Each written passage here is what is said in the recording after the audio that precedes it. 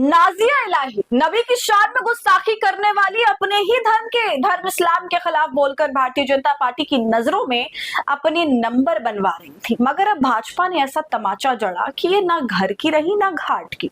जी हाँ दोस्तों, अगर आप इस नाम से वाकिफ नहीं है तो आगे मैं आपको बताऊंगी कि ये कौन है। असल में हमारे देश में दोस्तों मैं आपको बता दूं एक तरह का फैशन सा तैयार हो गया है कि अगर एक धर्म विशेष से आने वाला व्यक्ति अपने ही धर्म की बुराइयां करता है, खुलकर भाजपा का समर्थन करता है, हिंदूवादी आइडियोलॉजी रखने लग जाता है तो उसे बहुत बड़ा और महान माना जाता है। ऐसा करके वो बुलंदियों को छूना चाहता है, क्योंकि आप जानते हैं हमारे देश में फिलहाल का माहौल क्या है।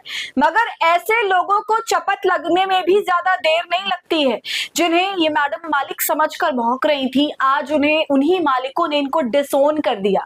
जी हाँ दोस्तों, पूरा मामला दिलचस्प मैं आपको बताऊंगी क्या कुछ हुआ है, कैसे इनके खिलाफ प्रदर्शन हो रहा है। बहुत बुरी तरह से फंस गई हैं, हालत इनकी खराब है, इसकी चर्चा करेंगे। अब कहीं मत जाइएगा, वीडियो को पूरा देखिएगा। नमस्कार, आदाब, आप देख रहे हैं खबर अड्डा, मैं हूं आपके साथ सुम्बुलीरम। दोस्तों जैसा कि मैंने शुरू में कहा कि आप जिस धर्म से ताल्लुक रखते हैं उस धर्म के बारे में अगर आप गंदा बोलेंगे, उस धर्म के बारे में आप आपत्ति जताने लग जाएंगे, गंदा गंदा बहुत बोलने लग जाएंगे कि सबको ये लगने लगे कि दूसरा पक्ष जो है खासतौर पर इसी तरह की चीजों को पसंद करता है, वो आपको अपनाने लग जाए। कुछ ऐसा ही काम नाजिया इलाही काफी वक्त से करती चली आ रही हैं दोस्तों, और उनके खिलाफ बहुत सारी प्राथमिकी भी अब दर्ज है। ये सब कुछ होने के बावजूद इन्होंने अपनी जबान पर लगाम नहीं लगाया। इन्हें लगा कि उनके सर पर किसी बड़े का हाथ है, मगर शायद ये गलतफहमी में थी और अब ये गलतफहमी भी बहुत अच्छे से दूर हो गई है। दोस्तों आपको बता दूं कि ये खुद को बीजेपी का प्रवक्ता बताकर कई बड़े चैनल्स पर जाके बैठी हैं। नाजिया इलाही, वो नाजिया इलाही पैगंबर साहब पर गंदी घिनौनी टिप्पणी कर देती हैं।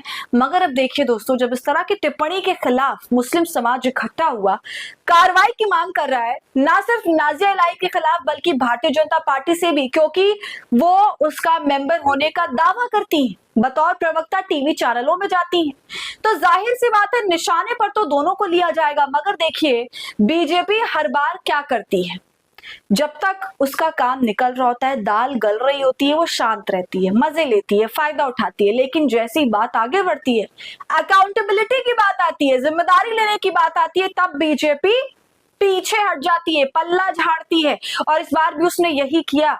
जैसे ही भाजपा फंसती नजर आई, वैसे ही उसने नाजिया इलाही को बीजेपी के नेता से पल्ला झाड़ लिया। बिल्कुल कह दिया कि ये तो हमारे हैं ही नहीं, हमारी पदाधिकारी कहीं से भी नहीं है, लिस्ट में तो इनका नाम ही नहीं है। तो अब क्या हुआ, मैडम जी अकेली पड़ गई हैं, क्योंकि जिनको वो माई बाप समझ रही थी उन्होंने तो डिसोन ही कर दिया भैया। बहुत अच्छा स्वाद इस वक्त मिल रहा होगा नाजिया इलाही को, और उन्हें समझ भी आ गया होगा कि वो जो कर रही थी और जिनके लिए कर रही थी वो कभी किसी के सगे नहीं होते। दूसरी तरफ मुस्लिम समाज में भी काफी नाराजगी है कि इस शख्स की गिरफ्तारी क्यों नहीं हो रही, जबकि उनके खिलाफ कई सारे एफआईआर दर्ज हो चुके हैं। दोस्तों मैं फिर कहती हूँ कि सबसे पहले ये समझना चाहिए कि कुछ लोग हो सकते हैं जिनसे आपको आपत्ति हो, लेकिन कोई धर्म या उस धर्म के सर्वोच्च पद पर बैठे हुए किसी भी पदवी वाले शख्स को ऐसे नहीं बोलना चाहिए।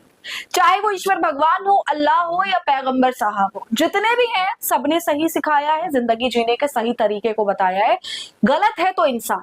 तो जिस तैश में नाजिया इलाही लगातार बड़बड़ा रही थी, जब उनकी हालत अब खराब है, आखिर ऐसी क्या मजबूरी है कि नफरत फैलाने वाले खुलेआम घूम रहे हैं और पुलिस मूक दर्शक बनी हुई है?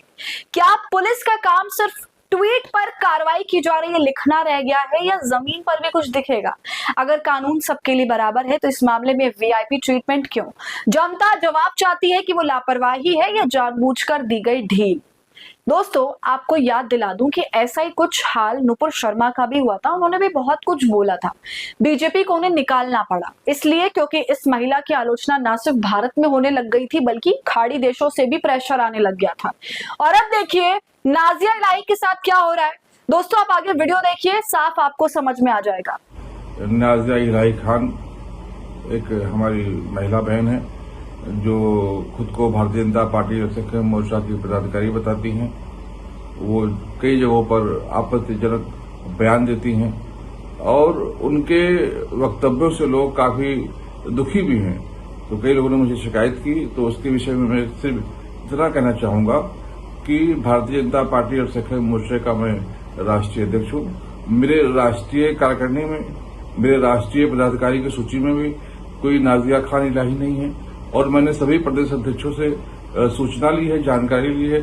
सभी प्रदेश अध्यक्षों ने हमें बताया है कि हमारे प्रदेशों के और सक्रिय मोर्चा में कोई नाजिया खान इलाही का नाम शामिल नहीं है। तो देखा आपने दोस्तों, सीधे तौर से पल्ला झाड़ लिया और ये कह दिया कि ये तो लिस्ट में इनका नाम तक नहीं है। अगर ये कुछ दावा कर भी रही हैं तो वो झूठा है। ये जो बोल रहे थे दोस्तों, वो बीजेपी अल्पसंख्यक मोर्चा के राष्ट्रीय अध्यक्ष जमाल सिद्दीकी हैं।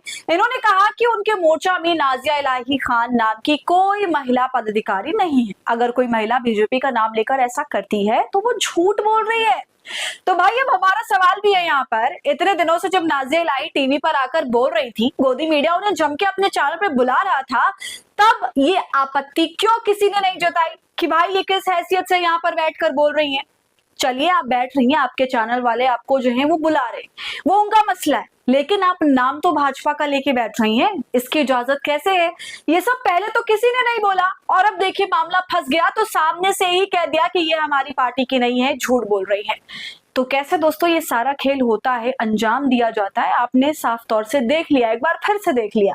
और मैं बता दूं, आप जयपुर में मुस्लिम समाज इकट्ठा हुआ है सदर थाने में और एक साथ आवाज लगाई जा रही है और कहा जा रहा है कि इनके खिलाफ कार्रवाई की जाए।